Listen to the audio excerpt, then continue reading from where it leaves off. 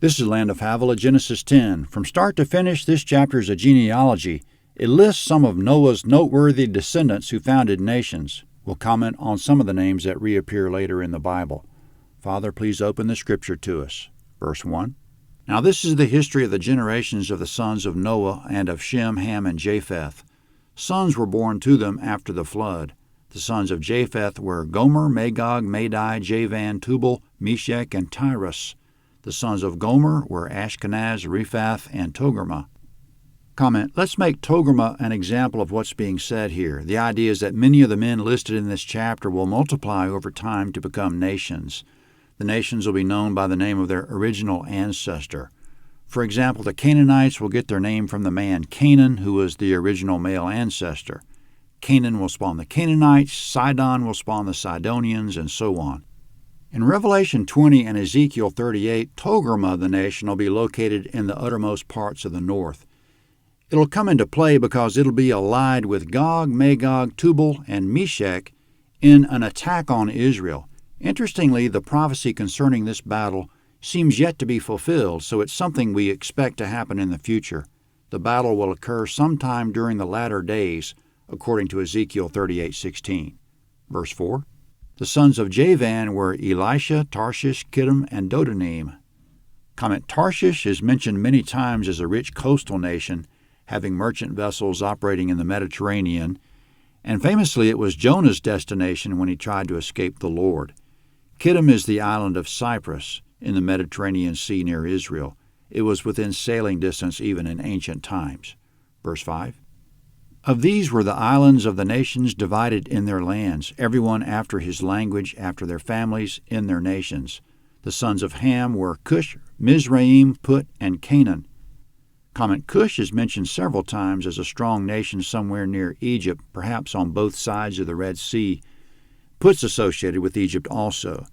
Canaan's very famous as the namesake of the Canaanites. Canaan was Noah's grandson. Noah cursed him in the last chapter, Genesis 9.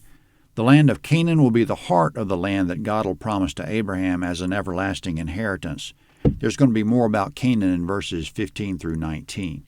Verse 7. The sons of Cush were Seba, Havilah, Sabta, Ramah, and Sabteka. The sons of Ramah were Sheba and Dedan. Comment: Havilah was mentioned in Genesis 2 as a land with a river, gold, bdellium, and onyx. But the Havilah just mentioned in verse 7 is a different one.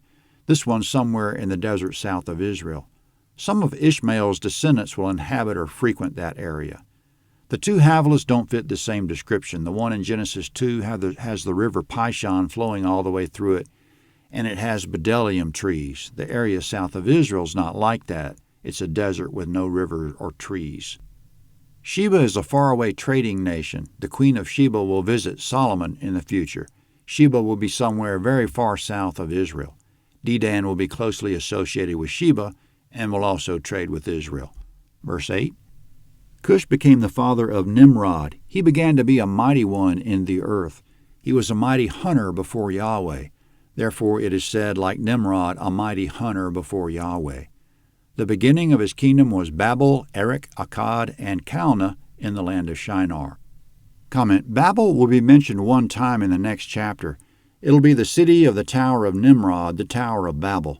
It's clear from Daniel chapter 1, verse 2 that Babylon will be in the land of Shinar, which is a fertile plain in lower Mesopotamia, which means Babylon and Babel were near each other, if not the same location, but they won't exist in the same time frame.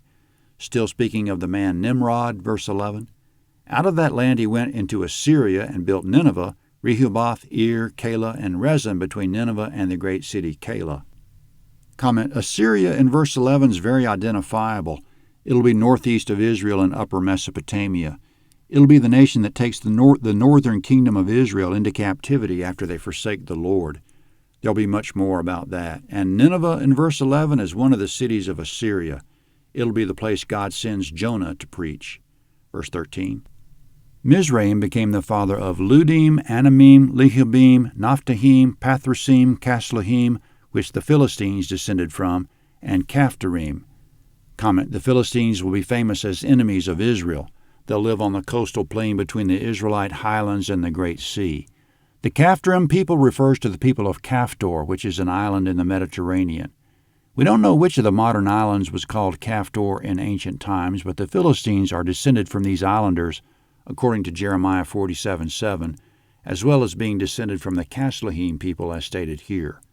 Verse 15, Canaan became the father of Sidon, his firstborn, Heth, the Jebusites, the Amorites, the Girgashites, the Hivites, the Arkites, the Sinites, the Arvadites, the Zemarites, and the Hamathites.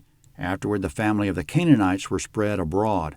The border of the Canaanites was from Sidon as you go toward Gerar, to Gaza as you go toward Sodom, Gomorrah, Admah, and Zeboim, to Lasha. Comment, those were the Canaanites. These are the people that God will instruct Israel to destroy, but Israel won't get the job done by a long shot. We'll hear these Canaanite names repeatedly. They'll occupy an area from Sidon, which is in the north, to the desert south, and much of their land will be in the heart of what God will promise to Israel. The first of the Canaanites mentioned is Sidon in verse 15. It's a city which has survived all the way to modern times, the largest city of modern Lebanon. It's just north of Israel on the coast. It'll play a role in Old and New Testaments. The Jebusites in verse 16 were the original inhabitants of Jerusalem and will be defeated by King David. Verse 20, These are the sons of Ham after their families, according to their languages, in their lands and their nations. Children were also born to Shem, the elder brother of Japheth, the father of all the children of Eber. The sons of Shem were Elam, Asher, Arpachshad, Lud, and Aram. Comment, Elam will be located in the plain of Shinar in lower Mesopotamia. Arpachshad was one of Israel's ancestors. The land of Aram pretty much coincides with modern Syria north of Israel. Verse 23, The sons of Aram were Uz, Hul, Gether, and Mash. Arpachshad became the father of Shelah. Shelah became the father of Eber. To Eber were born two sons. The name of the one was Peleg, for in his days the earth was divided. His brother's name was Joktan. Joktan became the father of Almodad, Sheleph, Hazar-Mavath, Jerah, Hadoram, Uzal, Diklah, Obal, Abimael, Sheba, Ophir, Havilah, and Jobab. All these were the sons of Joktan. Comment, Ophir is mentioned many times during the days of the kings of Israel as traders in gold. In verse 24 there was the man Eber.